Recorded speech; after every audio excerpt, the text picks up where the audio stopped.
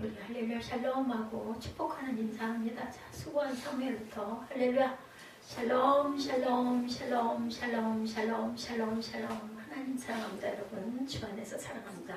이럴 때 하나님께 사랑합니다 라는 고백 일주일에 한 번만이라도 제대로 하시기 바랍니다. 예, 쌓여서 여러분에게 복이 되고, 예, 항상 하나님께서 여러분들을 보호하시고 지키시는 형통의 길이 된다는 것을 잊지 마시기 바랍니다. 예수님이 없는 변론은 어떤 것인가? 오늘 말씀의 내용의 중심에 있습니다. 자, 하늘에서 시작된 기적이 땅에서 뭘로 임합니까? 성령의 능력으로 우리를 도와주심으로 인해서 우리가 능력을 받는다. 오늘 말씀이 변화산과 연결되어 있죠. 예수님의 제자들과 함께 내려오셨을 때 맞닥뜨렸던 상황이, 예, 그것이 우리의 삶이에요. 사실은 율법학자들과 제자들이 서로가 토론하고 논쟁하고 벌이는 일, 그리고 귀신 들린 아이를 데려와 고쳐달라고 하지만 그럴 능력이 없어서 당황스러워하는 일, 바로 변화산에서 예수님의 모습이 변화되고 모세와 엘리야를 보면서 꿈같은 시간을 보냈는데 그 산에서 내려오니 온갖 인생의 문제가 밀려온다. 왜 우리가 아주 좋은 데를 가려고 열심히 준비해가지고 여러 시간을, 예, 그 그랜드 캐니언 같은 데 간다고 40시간을 달려갔대죠. 그러고 순간 와 했다고 그래요. 근데 조금 있다가 생각을 하니 너무 허무하더라는 거죠. 40시간을 죽을 길을 쓰고 죽을 똥 살똥 달려와가지고 와 장관이다 멋지다 하고 나니 그 다음에 뭐냐고요. 몇십 초. 예, 그게 바로 우리 인생이고 삶이라는 거죠. 또 돌아가야 되잖아요. 그 시간만큼 우리 삶이 그렇다라는 거죠. 오늘 본문 가운데, 예, 그 14절에서 16절에 보면은 변론이라는 말이 나와요. 변론. 14절에서 16절 봅니다. 성경을, 예, 우리 설교 들을 때 조금 길고 지루할 경우에 잘 따라가는 방법은 뭐라고요? 자꾸 말씀을 같이 막 읽는 거예요. 찾아가지고. 그러면 금방 시간이 가고 그걸 통해서 때 어느 순간 내 마음에 아 그렇구나 이 마음이 오면 이제는 어디에 입문해요? 말씀 안에 우리가 입문한다라는 것을 잊지 마시기 바랍니다. 방법을 알려드릴 때 너무 사소하고 너무 쉽고 뭐 그거 누가 몰라. 여도 일단 뭐가 중요해요? 행하는 것이 중요하다. 하지 않으면 아무리 맛있는 인절미떡이 눈앞에 접시에 딱 담겨 있어도 그거 집어서 먹지 않으면 몇 개 안 되잖아요. 열심히 드시기 바랍니다. 14절에서 16절입니다. 이에 그들이 제자들에게 와서 보니 큰 무리가 그들을 둘러싸고 서기관들이 그들과 더불어 변론하고 있더라. 예, 15절에 온 무리가 곧 예수를 보고 매우 놀라며 달려와 문안하거늘 예수께서 부르시자 너희가 무엇을 그들과 변론하느냐. 변론이라는 뜻, 여러분들 뜻을 알죠? 무슨 뜻인지. 변론이라는 말이 잘 와서 안다. 이거 도대체 알긴 알겠는데 정확하게 표현하기 어렵다. NIV에 보니까 arguing이라고, 예, 표기가 되어 있습니다. 논쟁이라는 뜻이죠. 그 논쟁의 실체는 다음에 나오는 귀신 들린 아이의 병을 고치지 못한 일에 대한 논쟁이었어요. 오늘 본문이 그렇죠. 오늘 말씀은 변화산하고도 연관되어 있지만 이전에 제자들이 행하던 경험과도 연관이 되어 있는데 제자들이 예수님과 함께하며 많은 기적 귀신을 쫓아내는 것을 경험하고 직접 본인들도 행하기도 했어요. 그죠? 예, 그랬는데 마가복음 6장 7절에 보면 12 제자를 부르사 둘씩 보내시며 더러운 귀신을 제어하는 권능을 주셨다 이렇게 나타나요. 그냥 가게 한 게 아니라 권능을 주시고 가게 했다는 거죠. 논쟁의 이유는 왜 귀신을 쫓아내는 일이 다시 반복되고 있지 않느냐는 것이 바로 논쟁의 이유였다는 겁니다. 오늘 보면 18절입니다. 귀신이 어디서든지 그를 잡으면 거꾸로서 거품을 흘리며 이를 갈며 그리고 파래지는지라. 제가 오늘 본문을 읽으면서 저한테는 가슴에 강하게 왔던 게 뭐 본문 이거 말씀 준비하면서 뭐 제가 안 읽었겠어요. 수도 없이 읽죠. 읽고 또 읽었는데도 그때는 몰랐는데 오늘 아까 여러분들과 같이 교독하면서 온 거는 귀신이에요.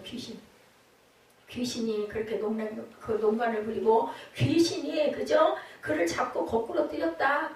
우리 몸은 그냥 껍질이에요. 뭐가 해요? 사탄과 우리 안에는 뭐가? 성령의 세력이 항상 대립을 한다는 것을 우리가 알아야 된다. 근데 알죠? 아 이거 사탄이야. 이거 성령이야. 이거는 바보가 아닌 이상은 다 압니다.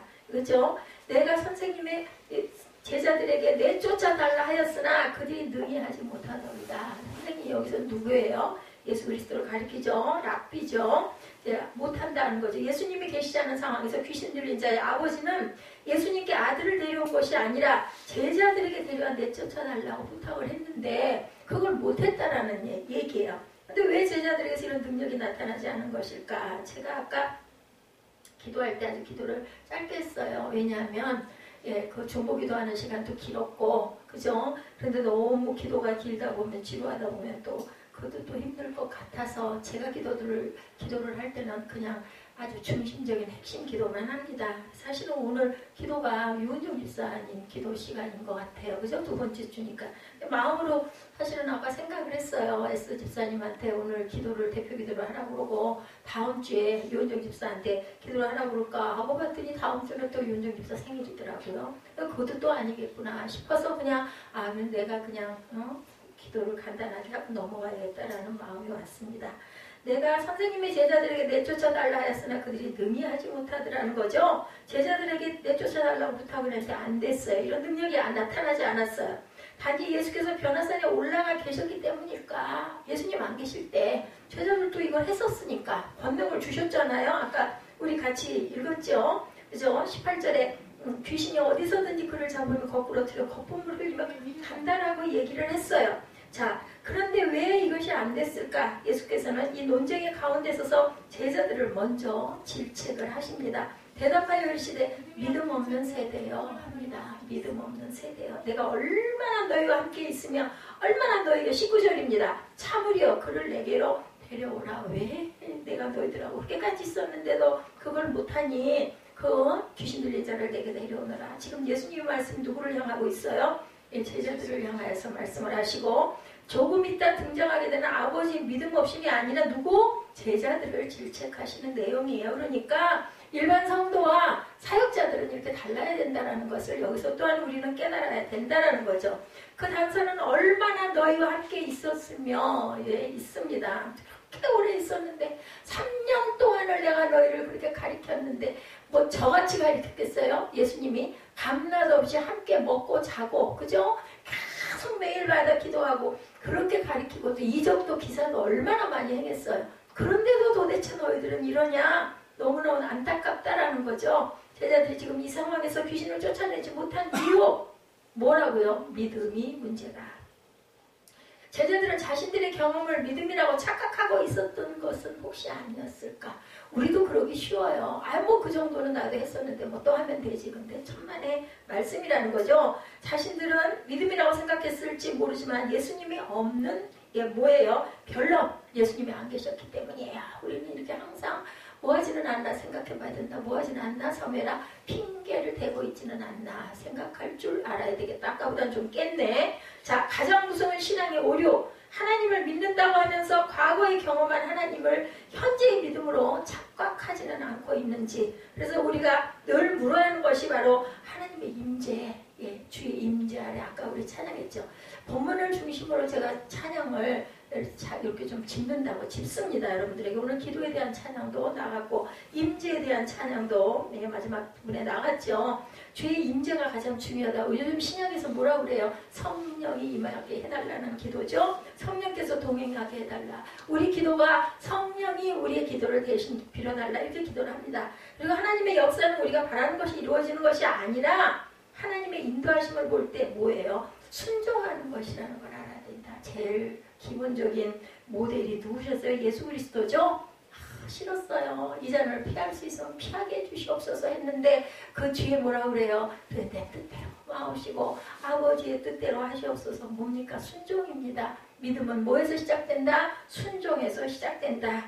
오늘 말씀의 결론이 예수께서 하신 29절입니다. 제가 아까 기도할 때 이 기도 먼저 했죠. 이르시되 기도 외에는 다른 곳으로는 이런 종류가 나갈 수 없느니라 하시니라. 여러분들 어떤 간절한 소원이 있으시면요, 열심히 기도해보세요. 열심히. 그죠? 마음만 드시지 말고 계속 입술로 고백하면서 성경 말씀을 모아서도 괜찮고 그냥 내가 하고 싶은 기도를 열심히 해보세요. 그러면 하나님이 분명히 응답을 해주셔요. 목소리로 아니면 성경으로 때로는 찬양으로 그 가사가 옵니다. 저한테 본인들에게 제자들이 경험했던 것을 어느 순간 교만이 들어갑니다. 뭐 그 정도야 내가 늘 했었는데 이게 바로 교만인 거죠. 하나님을 의지하지 의지하지 않고 뭘 의지해요? 아, 나도 이만큼 했었는데, 그죠? 내 그 경험과 내 능력을, 내게 온 그 능력을 내 능력이라고 생각하고 의지한다. 인간들은 하나님의 역사를 경험하면 믿음이 자랄 것 같은데 자신이 경험한 것을 절대화하는 경향이 있어요. 이 정도 경험이었는데 뭐 이런 일이 아무것도 아니지 이런다는 거죠. 누가 뭔가 간증을 하면 아이 뭐 그런 거 뭐 허다하게 있는 일인데 이렇게 생각한다라는 게 문제라는 거죠. 때로는 그 경험이 자신의 자랑이 돼서 기도하지 않는 경우가 생기기도 합니다. 우리가 어때 지금 계속 기적의 이야기를 쭉 제가 달려가고 있어요. 언제까지 한다고 그랬어요? 연말이 넘어갈 수도 있겠다. 제가 이거 시작할 때 이렇게 말씀을 드리면서 요즘에 신약에 있는 부분들의 여기저기를 왔다 갔다 하면서 이게 설교를 하고 있죠. 순종이 이렇게 중요합니다. 뭐의 근간? 믿음의 근간. 그 믿음은 뭐예요? 하나님의 말씀이 바로 믿음입니다. 그것에 대한 순종. 기적이 순종에서 나온다면 순종은 신뢰하는 마음에서 나오죠. 순종과 신뢰는 같습니다. 믿음과 신뢰도 같죠. 결국 자신의 경험이 절대화되면 다른 사람의 이야기가 들어오지 않는다.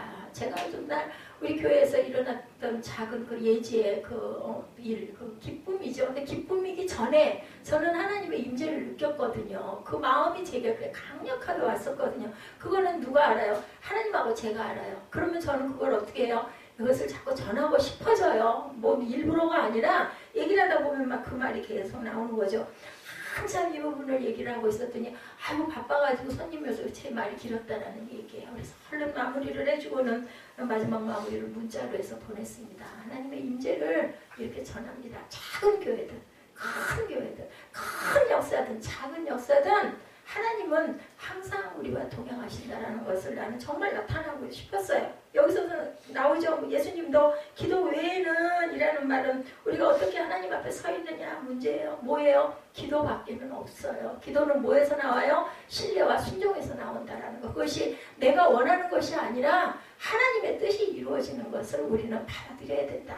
때로는 내 뜻대로일 때도 있지만 내 뜻과는 전혀 다른 곳에서 일어나기도 한다. 때로는 정말 나는 그걸 바라지 않았는데 어떤 다른 것들이 일어나요. 그럴 때 우리는 정말 순종하고 싶지 않을 때가 많습니다. 그런데요, 시간이 많이 지나고 나서 딱 뒤돌아보면 아, 그게 바로 하나님의 뜻이었구나. 왜요? 우리는 바로 깨달지 못할 때가 많아요. 왜냐하면 우리 믿음이 그만큼 짧기 때문이에요.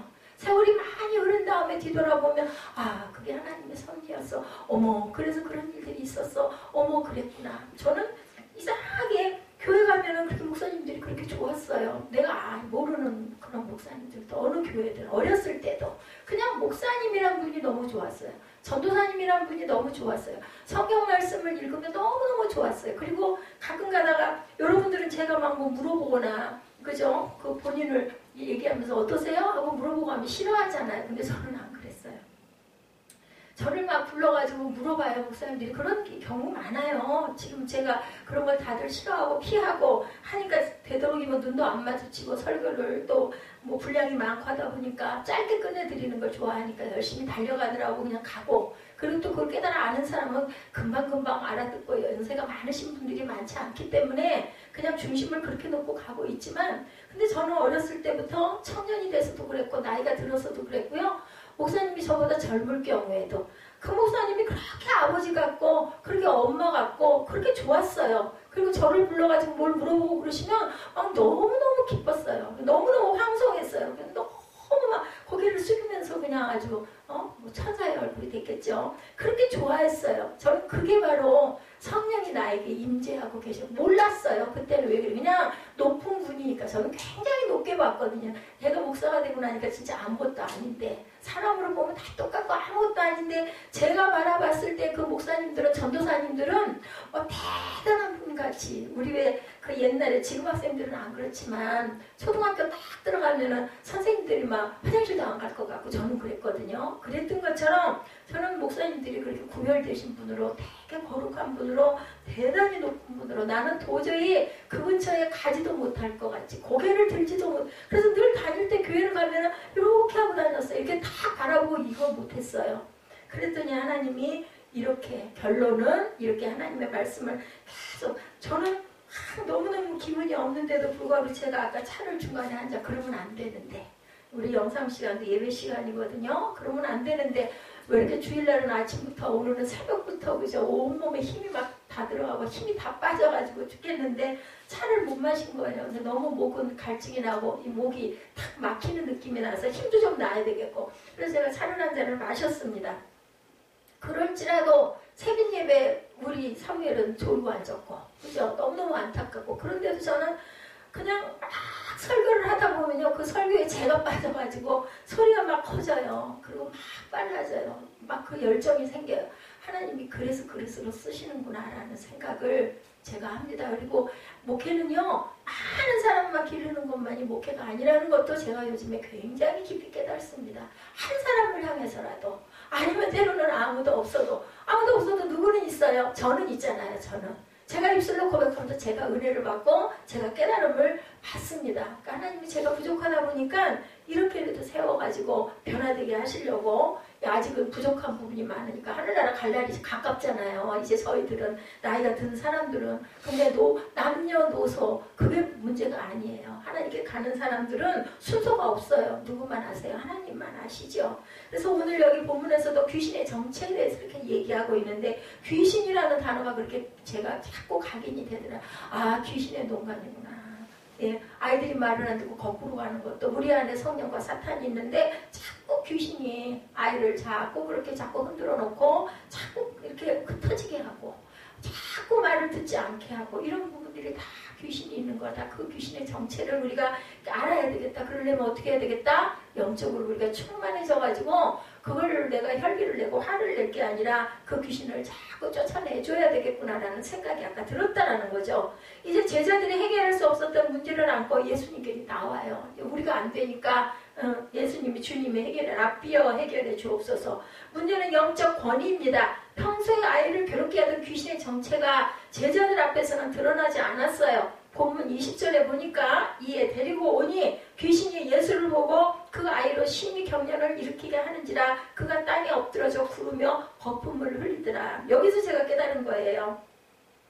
데리고 오니 귀신이 예수를 보고 곧 그 아이로 심히 경련을 일으키게 하는지 누가 그랬다고요? 귀신이 그런 거예요. 귀신이. 사람이 그런 게 아니라 귀신이 예수님 앞에 오니까 그 아이가 땅에 엎드리며 구르며 거품을 흘리더라. 귀신이 이렇게 만들었다라는 거예요. 많은 귀신 들린 자를 통해서 공통으로 드러나는 현상. 예수님을 보면 자신의 정체를 드러낸다. 뭐는? 사탄은. 그래서 영적인 권위가 있는 사람 앞에서는 그 귀신이 가만히 있지를 못해서 내쫓긴다라는 거죠. 참된 빛 앞에서 어둠은 이렇게 힘을 잃어버린다. 거짓은 참된 진리 앞에서 늘 드러나게 되어 있다라는 겁니다. 모든 문제의 해결은 드러나야 고쳐요.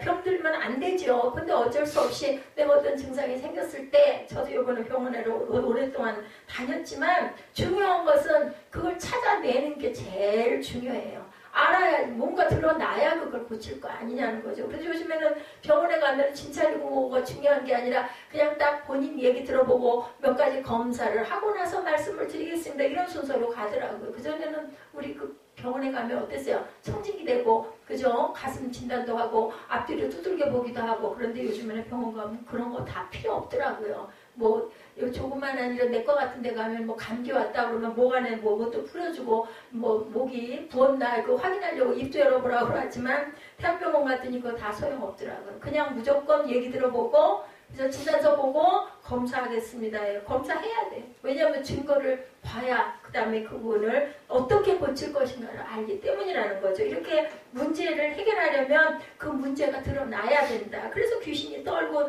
그렇게 요동을 치죠.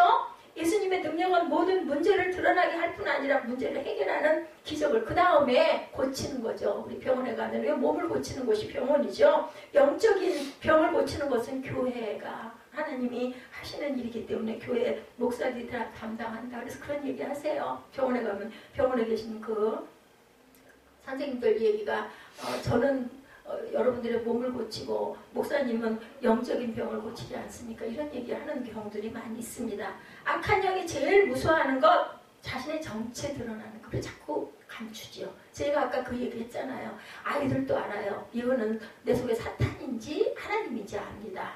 나쁜 것을 자꾸 행하게 하고 속삭이는 거는 사탄의 형성이라는 걸 우리가 알아야 되겠다. 귀신들은 사람들에게 두려움을 줄 수 있으나 주님 앞에서는 결국은 어떻게 돼요? 두려워 떨더라 라고 나타납니다. 귀신도 떠느니라고 얘기합니다. 아주 분명한 공식입니다. 자연적인 인간이 귀신을 이길 수가 없어요. 보통 사람들은. 하지만 우리 안에 주님이 계실 때 귀신이 두려워한다라는 것. 문제는 귀신이 두려운 가운데 최후의 발악을 마지막까지 하는 거죠. 사람의 몸속에서 귀신이 나갈 때 절대로 그냥 나가지는 않죠. 귀신이 예수님을 보고 아이로 경련을 일으키게 했어요. 그 순간 아이는 자의적으로 행동하는 것이 아니죠. 귀신의 지배를 당했기 때문에 그 행동이 드러날 수밖에 없다. 그래서 전에 저 여러 번 봤어요. 공부하다가 배낭 가는 그냥 아이가 그 책상 옆으로 굴러 떨어지면서 막 마룻바닥 가운데서 이렇게 막 거품을 흘리고 막 눈이 뒤집어지고 온 팔다리를 경련을 하고 이런 일들이 많이 일어납니다. 얼마나 아이는 괴로웠을까. 주변의 사람들은 구경을 하기도 하고 고개를 돌리기도 하죠. 말하고 행동하는 모든 것이 자신이 하는 게 아니에요. 그러고 나서 깨어나면 몰라요. 내가 언제 그랬는지를 알지를 못합니다. 예수님을 보고 예수님을 배격하는 행동이죠. 우리가 오늘 아주 중요한 진리를 보는데 우리 안에 있는 것이 무엇이냐. 내 안에 과연 뭐가 있나. 제가 그 종양 얘기 여러분들에게 했잖아요. 그리고 담낭 얘기 했었잖아요. 내 안에 담낭이 있는지 없는지도 우리는 모르고 현대 최첨단 의학이라는 그 기계를 동원을 해도 담낭인지 아니면 그 뭔가 메어놓은 클립인지도 확실하게 깨닫지 못하는 게 아직까지도 현대 의학이라는 거죠. 참으로 신기한 것은 우리가 보는 것과 행동하는 것을 가지고 판단하거나 판단을 받는데 사실은 우리 속에 무엇이 있느냐도 정확하게 알지 못하고 그것을 알아내는 것이 가장 중요하다는 겁니다. 자, 그래서 어때요? 우리가 자동차도 제가 차를 딱 바꾸고 나니까요. 제 차와 같은 차종이 그렇게 눈에 많이 띄어요. 근데 내가 그 차를 운전하지 않을 때는 그게 안 보이거든요. 이런 것과 똑같다라는 거죠. 자, 종종 하나님이 안 보인다라는 말을 많이 해요. 도대체 하나님 어디가 계신데? 어디가 있어? 뭐 보여? 이렇게 얘기를 하죠. 그리고 보인다라는 사람들은 오히려 이상하게 생각해. 저기 이상해. 저기 말도 안 돼. 그런 얘기 많이 하죠. 하나님은 계시지 않은 것이 아니라 그 사람 안에 하나님이 없기 때문이다. 그래서 믿음이 있는 사람들은 그게 사람들이 생각할 때 당연히 우연히 그렇게 될 수도 있지. 뭘 그걸 가지고 무슨 하나님이 역사하셨다고 얘기를 하냐. 그럴 수도 있는 거지. 그런데 믿음이 있는 사람들 하나님이 인도하셨어. 하나님이 보호하셨어. 참 오늘 오전에도 아침에도 집에 가면서 금방 눈이 이렇게 잦아들면서 그저 시야가 환하게 열려. 막 눈이 무지무지하게 뿌렸거든요. 제가 딱 일어나서 6시 반에 나갈 때 이걸 갈 수도 없고 도대체 이걸 어떻게 해야 될 것인가. 또 오줌이나 하면 제가 전화를 걸었겠느냐. 어떻게 할 바를 몰라가지고. 그리고는 이제 나중에는 연락도 안 되고 아무리 생각을 해봐도 그래도 이거는 가야 될 일이고 갈 수밖에 없다. 하나님께 맡기고 가자. 그렇게 생각을 하고 진행을 해서 가는데 눈발이 잦아들면서 눈이 이렇게 멈추더라는 거죠. 나중에 비가 돼서 비를 뿌리고 그래서 참 하나님 감사합니다. 보통 사람들은 다행이네. 그러고 저도 제 입에서 그 말은 나왔어요. 정말 그나마 다행이다. 날씨가 포근하게 망적이지. 만약에 얼었으면 이거 꼼짝을 못할 때 방법 없잖아요. 그 빙판 위에서 차가 미끄러지는 걸 실제 경험해보지 않고는 그 두려움을 몰라요. 저도 여러 번 운전을 오래 했잖아요. 경험했던 적이 88도로 제가 지금도 안 잊혀져요. 아니 글쎄 가는데 차들이 다 기어가는데 길 가는 도중에 눈이 그렇게 막 쏟아지지. 날이 추우니까 그냥 금방 빙판길이 돼버렸어요. 88도로는 끝도 없잖아요. 한없이 계속 가야지 어디로 빠져나갈 수도 없는데 차가 미끄러져가지고 내가 원하는 방향으로 안 가요. 그냥 자동으로 막 왼쪽 오른쪽으로 움직이니 그냥 내가 원하지 않아도 다른 차에 가서 부딪힐 수밖에 없는 상황. 정말 진땀이 나고 온 몸에 힘이 빠지고 다리에는 또 힘을 왜 그렇게 가냐고. 그거 강하게 밟아서 안 되는데도 오늘도 그랬어요. 사실은. 그러니까 미끄러지지도 않는데도 오늘도 그래요. 왜냐하면 그 경험이 있었기 때문에. 이래서 우리는 빙판길, 제가 요전에 그런 얘기를 했어요. 내가 직접 운전하지 않을 때는 눈이 오면 눈이 와서 좋다 이런 얘기를 많이 했는데 이제 눈이 오니까 어떡해. 더구나 또 저희 집이 산꼭대기 아니에요. 거기 그 아주 유명한 동네잖아요. 갈 수나 있을까? 밤에 가도 안 될 것 같고 아침에 가도 일찍 가도 안 되고 이번 주일을 제가 사실은 며칠 전에 걱정을 했었어요. 이번 주일날 별일이 없어야 할 텐데 왜 그런 마음이 왔는지는 모르지만 근데 딱 맞아 떨어진 거죠. 근데 보통 사람 같으면 아이고 요행이 하고 넘어갈 걸 저는 너무너무 감사하더라고요. 딱 도착을 하고 좀 늦기는 했지만 그 돌아오고 나니까 예배드리라고 하나님이 그래도 이 부족한 이 연약한 저를 그저 별 탈 없이 도착하게 해주신 하나님, 나의 등 뒤에서 나를 항상 보호하시고 힘주시는 하나님이다. 저는 그런 감동을 받아요. 그러면 어때요 마음이? 여러분들 기쁘잖아요. 감사하잖아요. 그게 바로 믿음이라는 거죠. 그게 바로 은혜라는 겁니다. 우리가 돈으로 살 수 없는 은혜고 기쁨이다. 우리 안에 무엇이 있느냐가 중요하다. 제가 늘 여러분들한테 그러잖아요. 돌아갈 날이 가까워질수록 우리가 하나님 나라에 가까이 가야 되고 내가 내 안에 주님을 자꾸 품어야 된다. 그래서 제가 그 한보 사장님하고 가끔 그저 카톡으로 그분 힘이 들 것 같아서 전화를 하는 대신에 카톡으로 문안을 하고 몇 마디 하면 또 답이 금방 오면 이제 몇 번 뭐 연결이 되기도 하고 아닐 때는 그냥 안부만 하고 말고 마크만 보내드리고 말기도 하는데 제가 그 얘기를 했어요. 포기하지 마시고 내 안에 그분은 또 예수 믿은 지가 얼마 안 되잖아요. 물론 성당에 나가고 있지만 그래도 예수님을 믿으니까 내 안에 자꾸 말씀을 채우시고 내 안에 자꾸 예수님의 형상을 자꾸 담으세요. 내 안에 뭐가 많이 담겨 있느냐에 따라서 모르겠어요. 전 그런 마음이 왔어요. 천국인지 지옥인지가 결정된다. 입술로는 예수 믿는다고 하면서 예수님이 내 안에 없어서 세상의 모습으로 가득 차면 아니 그냥 우리가 상상만 해보세요. 어느 곳으로 날아가겠어요? 그죠? 저는 그런 생각이 들더라고요. 어린아이의 삶이 그죠? 이 아이의 삶도 얼마나 고달팠겠는가. 내가 그 안에서 자꾸 사탄이 역사를 해대니까 귀신이 자꾸 역사를 하니까 이 아이도 얼마나 힘들었겠어요. 이 아이의 삶을 바라보는 또한 아버지의 마음은 또 어땠을까? 부모의 마음은 이루 말할 수가 없어요. 아무리 내 자식이 부족하고 아무리 내 자식이 허물투성이라 할지라도 누구에게 공격을 당했다, 누구에게 멱살잡이를 당했다면 너무너무 마음이 아파요. 그건 부모 마음입니다. 어쩔 수 없어요. 아이 속에 귀신이 들어가 있으니 모든 일에 귀신의 지배를 받았지 않았겠는가. 제가 그런 생각이 다 들더라니까요. 너무 휴대폰에 연연해서 있다 보니 정말 정상적인 그 머리를 그 두뇌를 가진 사람은 하나도 없겠구나. 자꾸 거기에 점령을 당해버려가지고 진짜 정신질환을 앓고 우리 모두가 다 약간씩은 정신질환이 있다고 그러죠. 예, 1993년 어떤 그 목사님의 간증입니다. 미국에 처음 갔을 때 막 공부를 시작하기 전에 형네 가족과 함께 제가 아까 그랜드 캐니언 말씀드렸죠. 제가 언젠가 그 영상에서 요즘에는 또 외국하고 로케로 해가지고 뭐 드라마를 만들고 영화를 만드는 일이 참 많이 있는데 그랜드 캐니언이 굉장히 멋지잖아요. 단층이 다 보이고 그걸 보고 저도 감탄을 했던 적이 있는데 여기를 간 거예요. 여행을 간 거예요. 공부를 시작하기 전에 유학을 딱 가가지고 40시간을 쉬지 않고 운전을 하고 잠은 차 안에서 잤대요. 40시간이니까 하루가 넘은 시간이죠. 그래서 그랜드 캐니언에 도착을 했고 정말 그 장관에 감탄을 했다고 합니다. 그런데 15분쯤 그렇게 경치를 보고 났더니 이제 더 볼 게 없는 거예요. 너무 좋아, 너무 멋져, 입이 벌어져. 결국은 뭐예요? 뭐야 이거 40시간을 달려 잠을 거기서 자고 겨우 15분의 간격을 위해서 잠도 못 자고 40시간 운전을 했고 돌아갈 때도 또 그렇게 운전을 해야 된다. 예, 참 미련하게 그 시간을 달려왔다는 생각을 해봤다라는 그런 이야기가 올라와 있더라고요. 운전하는 시간을 즐기지 못한 거죠. 그래서 예, 누구도 못 따라가는 건 즐기는 사람은 못 따라간다고 그러잖아요. 그죠? 그래서 본인의 직업을 즐기는 직업을 가진 사람들은 참 복된 사람이라는 생각을 합니다. 운전하는 시간을 우리가 즐겨야 되겠다. 제가 설교를 목도 아픈데 목이 굉장히 약해졌어요. 근데 이제 주일은 더더군다나 이제 예배를 두 번을 움직이다 인도를 하다 보면은 사무엘아 이거 좀 가라. 그러다 보면은 너무 목이 아파요. 그런데도 어때요? 자, 얼마나 그 부분을 전달하려고 애를 쓰는 거죠. 우리 인생을 보면 가슴에 무엇을 품고 사느냐가 굉장히 중요하다. 그죠? 악한 영이 우리 속에 있는 것이 정말 불행한 것은 그 삶이 내내 악하다는 거. 악한 영이 있는 거. 성령이 있으면 어때요?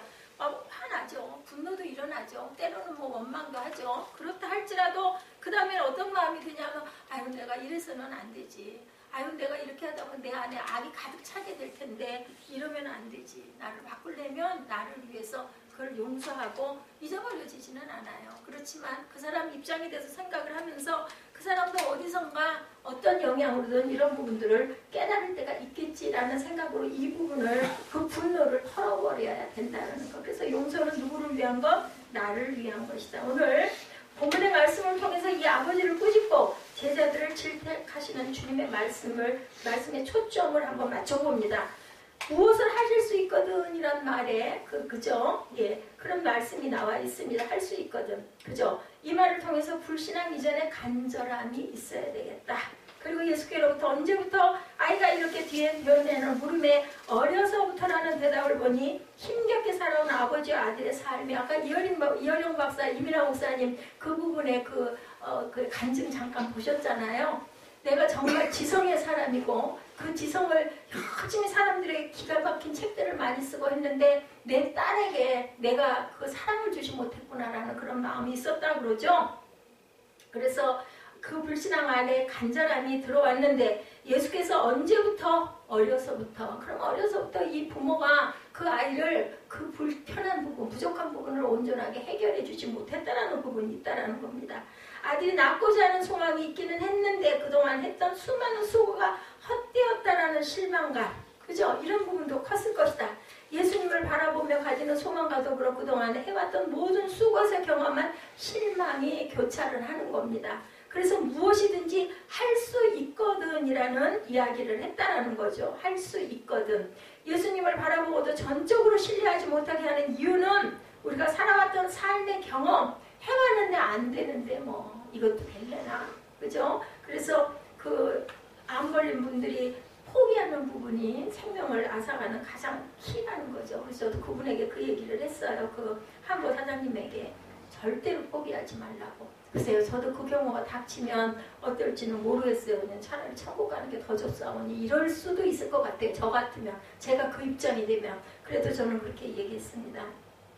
제자들이 아들을 고치지 못하는 것을 보고 논쟁이 일어난 것도 그렇게 쉽게 포기할 수 없었던 아버지의 마음이 있기 때문 아닐까. 아버지는 그 아들을 고쳐주고 싶어요. 어린 아들이니 오죽했겠어요. 우리가 나이가 이렇게 많이 들어도 그 부분에 간절함이 있는데, 그죠? 아니 부모가 나이가 예를 들어 7순이 되고 8순이 됐다 한들 질병에 걸렸어요. 그러면 자식이 돼가지고 아이고 얼른 그냥 아프니까 그러지 말고 얼른 가셔요. 소리가 나오겠냐고요. 어떻게든 고쳐야죠. 어떻게든 해보셔야죠. 이런 말이 나온다는 거죠. 근데 하물며 이 아이는 어린 아이예요.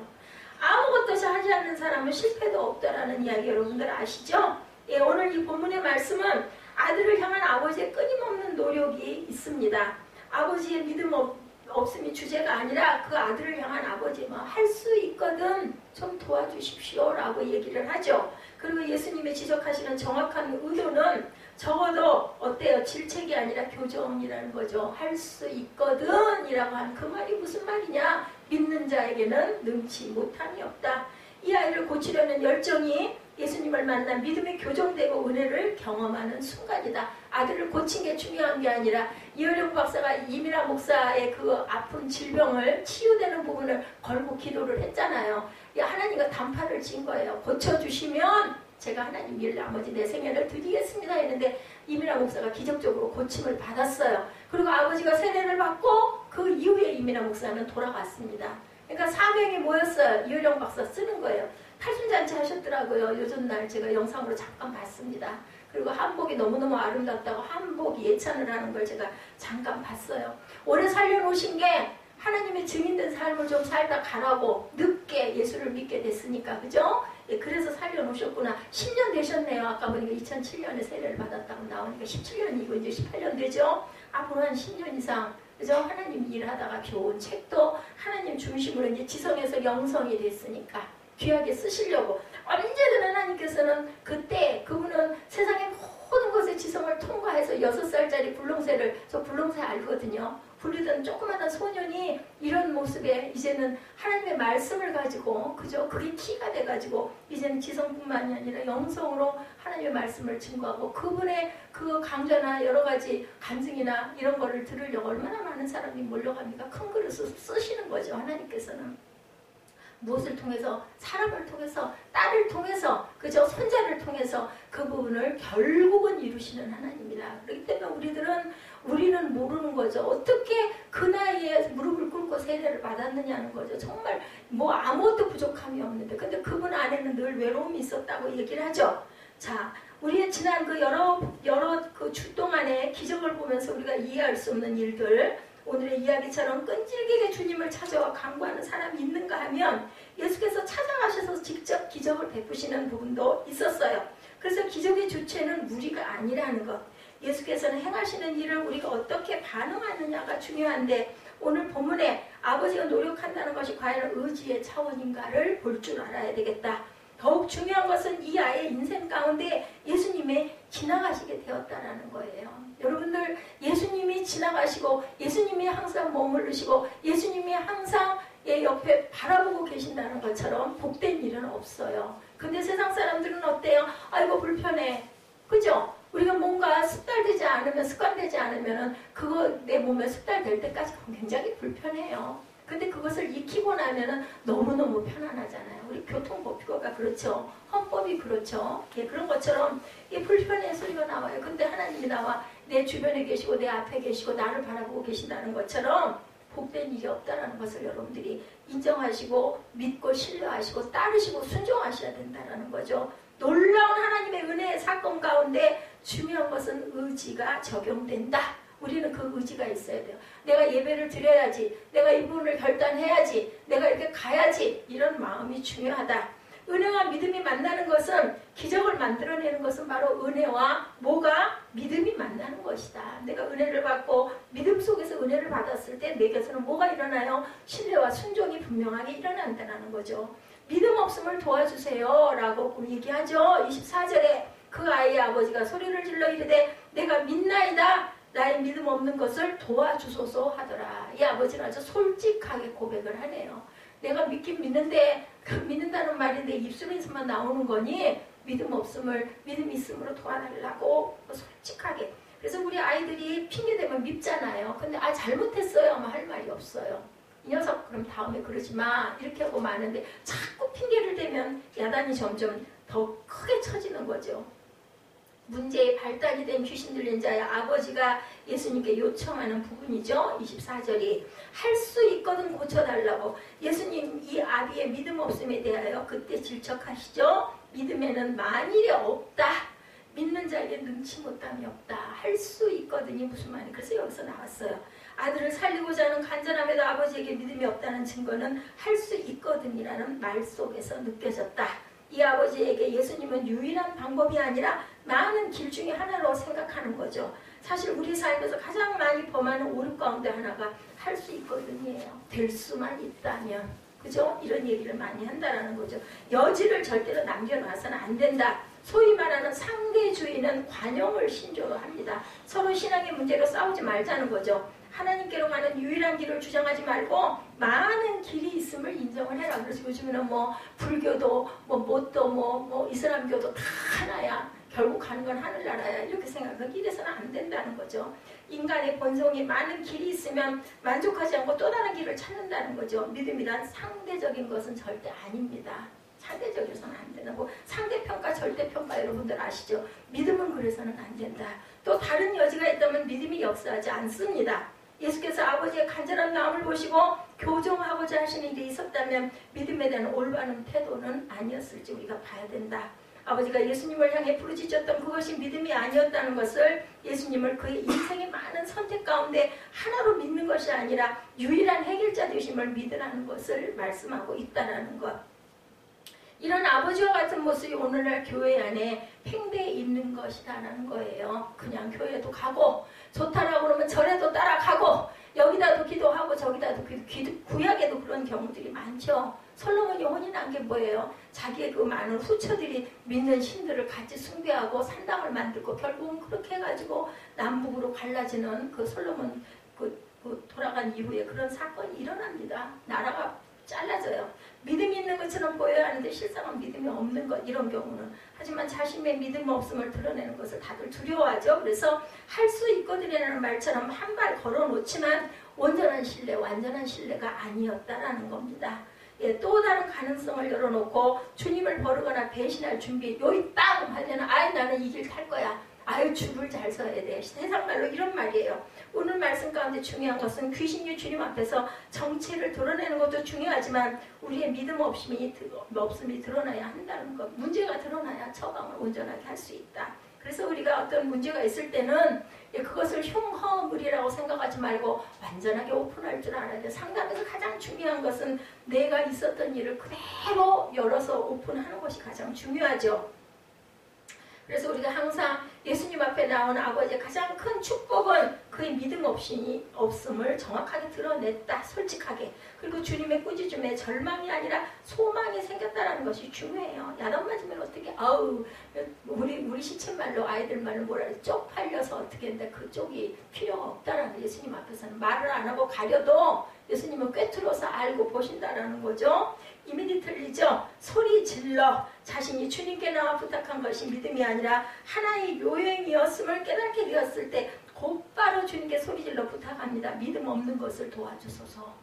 도와주시옵소서. 성령이 임하게 해주옵소서. 이 얘기예요. 쉬운 말로 믿음은 우리의 의지에서 나오는 것이 아니라 하나님께로부터 나오는 선물인 때문인 거죠. 우리가 잘 아는 에베소서 2장 8절에 믿음은 우리에게서 오는 것이 아니라 하나님께로부터 오는 선물이라고 말씀하고 있습니다. 선물은 우리가 하는 게 아니죠. 우리가 한 것에 대한 대가가 아니라 그것을 주는 분의 마음이에요. 선물이라는 것은. 그것을 우리가 뭐라고 얘기해요? 은혜라고 얘기를 합니다. 우리가 할 수 있는 것은 바로 하나님의 은혜를, 그래서 하나님의 은혜를 뭐라고 또 바꿔서 얘기해요? 하나님의 얼굴을 구한다라고 얘기를 합니다. 우리의 믿음 없음을 도와주소서. 우리가 항상 생각할 때 이 믿음 없음을 도와주소서 하고 기도해야 되는데, 곡성이라는 영화, 이 영화를 혹시 여러분들 혹시 보거나 줄거리를 보신 분 계신지 모르겠는데요. 굉장히 논쟁이 많았던 영화였습니다.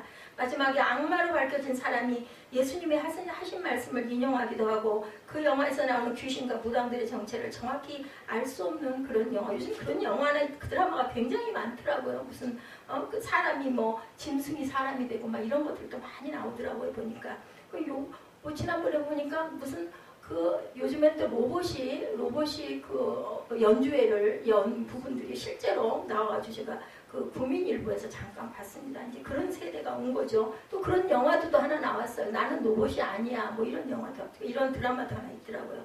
곡성이라는 곳에서 계속해서 일어나는 살인사건, 그리고 난무하는 소문, 결국 마지막 주인공의 딸이 귀신에 들려 가족들을 죽이려고 할 때 그 마을을 지키는 무명의 귀신인지 수호신인지 한 여자가 나타나 주인공에게 닭이 3번 울기 전에 집에 들어가지 말라, 이런 성경에 나오는 구절과 비슷하죠? 그 순간 주인공에게 심각한 문제가 생깁니다. 이 영화의 내용이에요. 지금 자신의 앞에서 말하는 무명의 이야기를 들을 것인지, 아니면 빨리 집에 들어가서 딸과 가족을 구하라는 그 역할을 맡은 박수무당의 말을 들을 것인지, 이걸 갈등하는 거죠.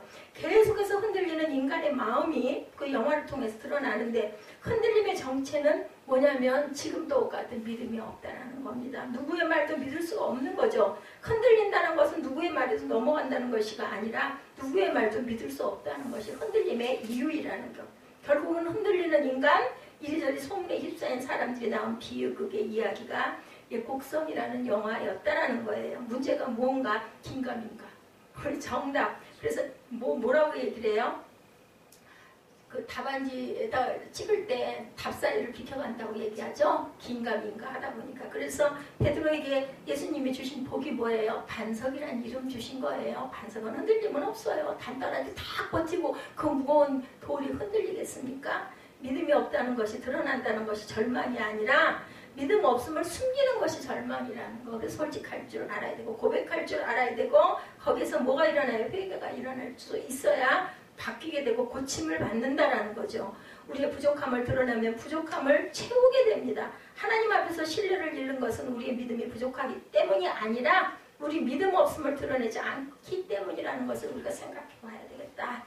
2009년 미국의 유명한 피자 체인인 도미노 피자의 한 매장에서 직원들이 피자 재료로 심한 장난을 친 후에 그 재료를 사용해서 피자를 만들어 고객에게 주는 영상이 인터넷에 올라왔습니다. 단 이틀 만에 100만 건의 조회수를 기록한 이 영상은 미국인들을 분노하게 합니다. 도미노 미국 본사뿐만 아니라 전 세계 매출액이 곤두박질을 했어요. 35달러 정도이던 주가가 무려 20달러로 폭락을 했다고 합니다. 사건 발생 3일째 되는 날 도미노의 CEO 패트릭 도일이 직접 나서서 진지한 모습으로 소비자들에게 사과를 했어요. 그리고 다시는 이런 일이 벌어지지 않을 것이며 직원 채용 시 선발 과정과 직원들에 대한 교육을 강화하겠다라고 사과를 하는 사과문에서 약속을 합니다. 이런 내용을 담은 2분짜리 영상도 인터넷에 올라왔어요. 이런 신속한 대응으로 소비자들의 반응이 어느 정도 진정될 수 있었지만 한 번 떨어진 명성은 원상복귀시키기가 어려웠다. 현실을 타개하기 위해서 도일이 나서죠. 그는 피자의 턴어라운드라는 광고 캠페인을 시작을 합니다. 이 광고는 기존 광고 개념을 완전히 뒤집었어요. 배우가 아닌 실제 소비자들이 도미노 피자의 품질에 대해서 여러 불만을 이야기하는 것을 광고에서 직접 보여주죠. 최악의 피자다. 이런 것도 피자냐? 피자 껍질이 마치 종이를 씹는 것 같다라는 내용이었다. 그래서 솔직하게 이런 불만들이 소개된 후에 도일이 광고에 등장을 합니다. 그리고 변화해야만 살 수 있다는 것을 깨달았다라고 고백을 했다고 그래요. There comes the time when you know you've got to make a change. 이런 말을 남겼다라고 합니다. 그 도미노 피자의 홈페이지 주소가 등장하는 단순한 내용인데 이 캠페인을 시작하기까지 도미노 피자 내부에서도 엄청나게 반대가 많았다고 그래요. 그러나 도일은 과감하게 이렇게 하는 것만이 우리의 살 길이라고 반대파를 설득한 후에 캠페인을 시작했다고 하죠. 이 광고가 방영되자 도미노 피자의 홈페이지로 고객들의 엄청난 불만이 쏟아지기 시작하고 도미노는 후속 광고 시리즈로 이때 제보된 내용을 골라서 광고에 다시 등장을 시켰다고 그래요. 자신의 치부를 적극적으로 보여주는 방법을 선택한 거죠. 그리고 이런 문제점을 솔직히 인정하고 꼭 개선하겠다고 의지를 피력했다고 합니다.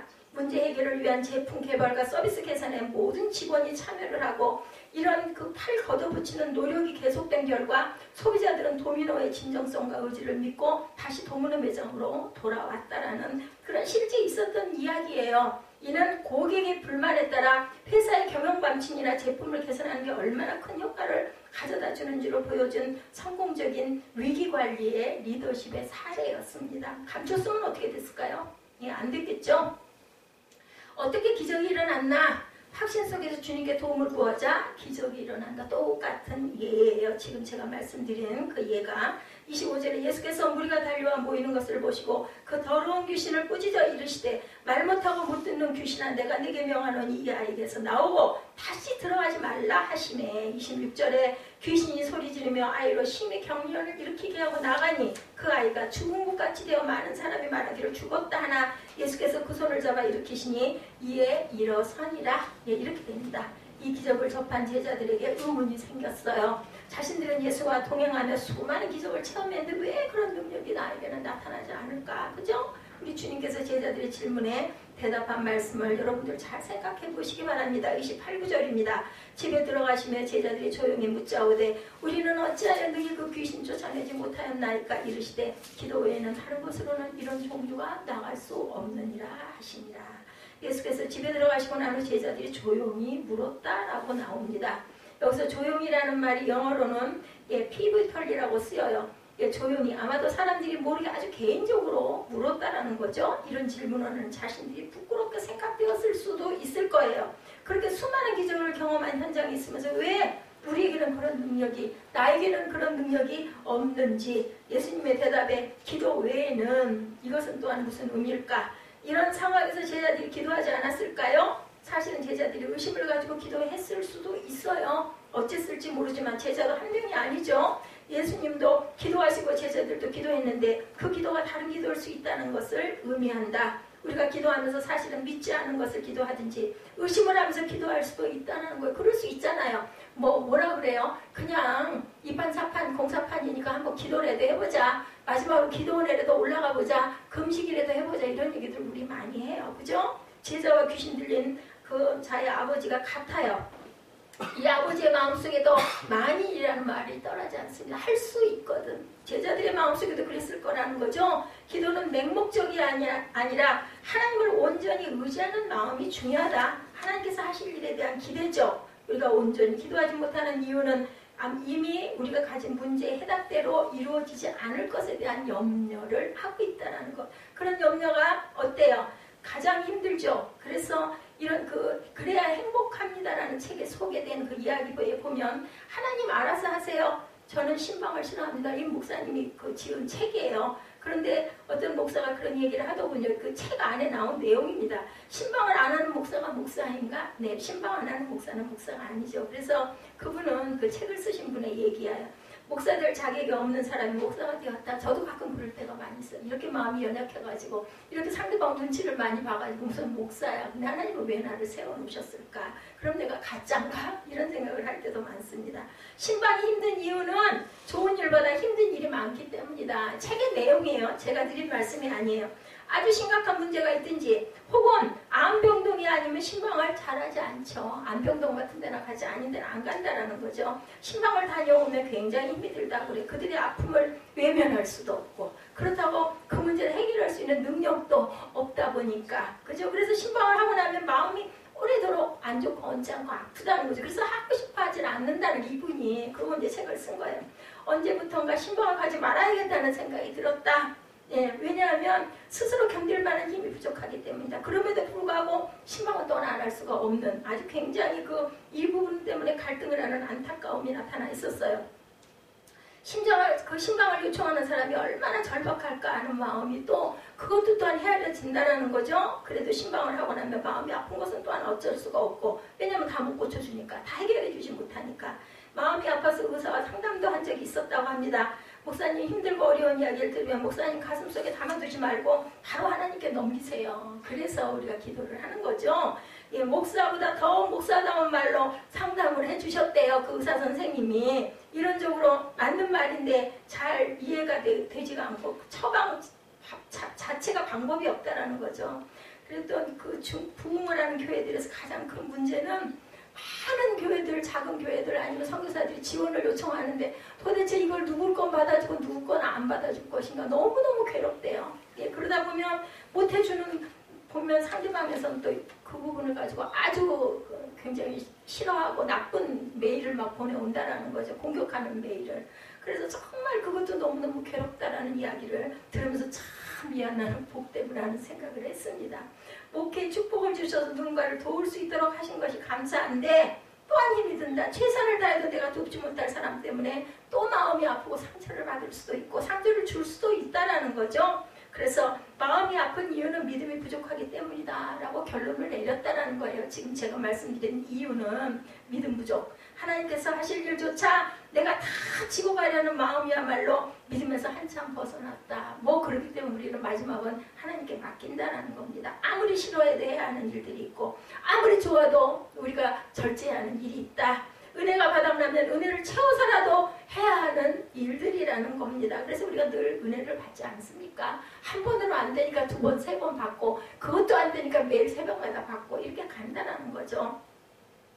자, 내가 남들보다 가진 것이 많다는 것은 축복이 결코 아니라는 거예요. 누군가 우리 주변에 필요로 하는 사람이 있다는 것, 그것 자체가 이렇게 부담스러워하는 분들도 있고 내게도 부담이다. 그래도 저는 그 얘기했어요. 그래도 줄 수 있을 때가 오히려 복되지 않을까요? 내가 나눌 수 있고 내가 줄 수 있는 것이 차라리 복되다.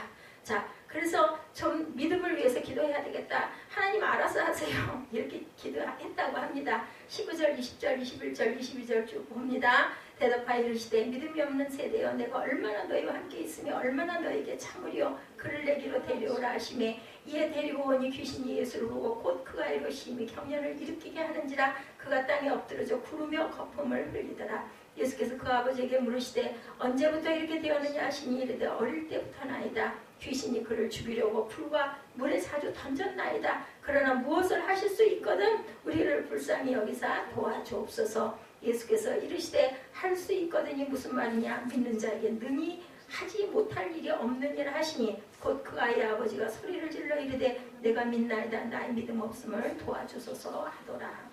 예수께서 무리가 달려와 모이는 것을 보시고 그 더러운 귀신을 꾸짖어 이르시되 말 못하고 못 듣는 귀신아 내가 내게 명하노니 그 아이에게서 나오라 다시 들어가지 말라 하시며 귀신이 소리 지르며 아이로 심히 경련을 일으키게 하고 나가니 그 아이가 죽은 것 같이 되어 많은 사람이 말하기를 죽었다 하나 예수께서 그 종을 잡아 일으키시니 이에 일어서니라. 자, 29절 이르시되 기도에 다른 것으로는 이런 종류가 나갈 수 없느니라 하시니라. 오늘 본문 전체의 내용입니다. 기도가 우리가 바라는 것이라면 늘 의심이 듭니다. 왜냐하면 우리가 바라는 것에 대한 확신이 우리에게 있는 것도 아니기 때문에 하지만 우리가 온전히 하나님을 신뢰한다면 담대하게 기도하게 될 것이고 하나님께서 행하실 일에 대하여 전적으로 신뢰하게 됩니다. 그래서 내 뜻대로가 아닐지라도 우리는 순종하게 된다는 거죠. 우리를 지으신 하나님께서 우리의 삶에 최선을 행하신다는 것을 우리가 믿어야 된다. 내 마음에는 도대체 이게 왜 이래? 왜 맨날 이래? 이런 생각이 들지라도 하나님께서는 내게 가장 좋은 것을 결국은 주실 것이라는 걸 신뢰하는 마음이 되어야 된다. 기도는 우리가 원하는 대로 되는 것이 아니라 하나님의 뜻이 이루어지는 것이라면 하나님께서 행하실 것이기 때문에 우리는 이렇게 기도해야 된다는 거죠. 하나님 낫게 해주세요 라는 문제는 우리가 바라는 방식이 아닌 하나님의 방식을 고쳐주실 것이라는 것을 믿어야 된다.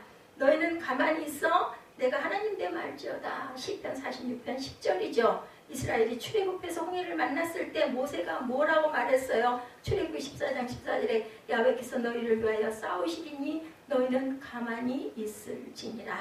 홍해가 갈라지는 것, 애굽의 군사들이 이스라엘을 쫓아오다가 물에 합쳐 수장당하는 것, 그 어느 것 하나도 이스라엘 백성들이 예상할 수 있었던 일이 아니다. 저는 그게 보이거든요. 여러분들도 보일 줄로 믿습니다. 근데 어떻게 알았겠어요? 홍해가 갈라질 걸 사람들이 생각이나 했겠어요? 어떻게 저기를 건너가겠느냐고요. 그 깜깜하죠. 절망이죠. 그런데 하나님께서는 물길도 갈라주시고 열어주셨다는 겁니다. 우리가 예상하는 방법이 아니에요. 하나님의 방법은. 이제 하나님을 믿고 기도했으면 뭐라고요? 가만히 있으라는 거예요. 기도했으면. 믿고 구한 것은 뭐라고요? 받은 줄로 믿으라는 얘기입니다. 자, 이제부터는 하나님이 진행하신다는 겁니다. 기적이 뭔가 우리 인생의 문제 가운데 하나님의 방식이 임하는 것이 바로 기적입니다. 오늘 말씀 가운데 우리는 귀신이 예수님 앞에서 정체를 드러내고 쫓겨간 것을 기록하고 우리가 읽었지만 우리가 예상한 방식이 아니에요. 그죠? 단지 주님 앞에서 일어난 기적을 우리가 보고 듣고 알게 되었다는 것. 자, 여러분들에게 저와 여러분에게 어떤 기대가 생깁니까? 뭐가 문제일까? 우리 인생의 문제 가운데 우리가 믿음으로 온전히 주님께 맡기고 기도했다면 잠잠히 기다릴 줄 알아야 된다. 믿음의 눈으로 흔들리지 말고 하나님께서 우리를 위해 싸우시는 것을 보아야 되겠다는 거죠. 이 믿음의 이야기가 바로 우리 신앙의 간증이고 이것 자체가 기적이다. 그것을 믿고 내 눈에 보이지 않는 것을 믿나이다 하는 것 자체가 기적이에요. 여러분들의 그 지혜로 여러분들의 지식으로 뭐가 보이세요? 안 보이잖아요. 근데 말씀처럼 믿나이다 라고 잠잠히 기다릴 수 있는 마음이 되는 것도 기적이라는 것을 잊지 아니하시는 2017년 마무리하시면서 걸어온 길을 뒤돌아보시면서 하나님의 기적이 내게 임했었나를 기대하시고 바라보실 줄 아는 영적인 눈이 뜨이시는 저와 여러분 되시기를 주님의 이름으로 축복합니다. 우리 결단하시고 축도로 예배를 마치도록 하겠습니다.